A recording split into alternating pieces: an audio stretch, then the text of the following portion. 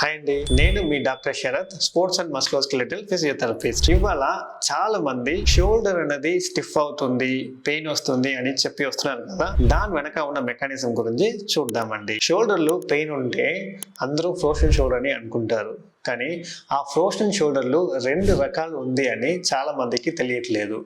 మొదటి రకాలు తెలియకుండా వస్తున్న షోల్డర్ స్టిఫ్ అవ్వడం అన్నది, అదే ప్రైమరీ ఫ్రోజన్ షోల్డర్ అంటారు.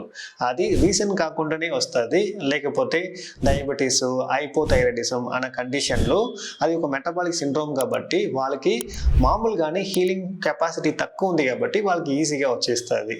ఇంకా ఒక రకాలు అన్నది షోల్డర్ రిలేటెడ్ ప్రాబ్లం ఏమైనా జరిగితే దాని నుంచి కాంప్లికేషన్ లాగా ఇది వస్తుంది. ఫర్ ఎగ్జాంపుల్, ఎప్పుడైనా అయిన ఫ్రాక్చరు, దానిలో రొటేటా కఫ్ మసిల్ అంటారు, ఆ మసిల్ టీయర్ అవడము, లేబ్రమ్ అని చుట్టూ ఒక లేయర్ ఉంటుంది, అది టీయర్ అవడము, లేకపోతే స్ట్రోక్ వచ్చి కూడా దానివల్ల ప్యారలైసిస్ అయ్యి ఆ చెయ్యిని యూజ్ చేయకుండా దాని నుంచి స్టిఫ్ అవ్వడము, చాలా రీజన్స్ ఉన్నాయి. ఒక్కొక్కరికి దాని పక్కన సర్జరీ, లంగ్ సర్జరీ చేస్తున్నప్పుడు, బ్రెస్ట్ క్యాన్సర్ వచ్చి దానికి రిలేటెడ్ సర్జరీ చేసినప్పుడు కూడా దాని నుంచి రావడానికి ఛాన్సెస్ ఉంది. అయితే ఎందుకు చెప్తున్నానంటే, ఏం రీజన్ అని మీరు తెలుసుకొని దాన్ని ట్రీట్మెంట్లో యాడ్ చేస్తే స్టిఫ్నెస్ మాత్రం మీకు వెళ్ళకుండా ఆ రూట్ కాజ్ అన్నది కూడా వెళ్ళి మీకు ఈ ప్రాబ్లం అన్నది పూర్తిగా తగ్గుతుందండి.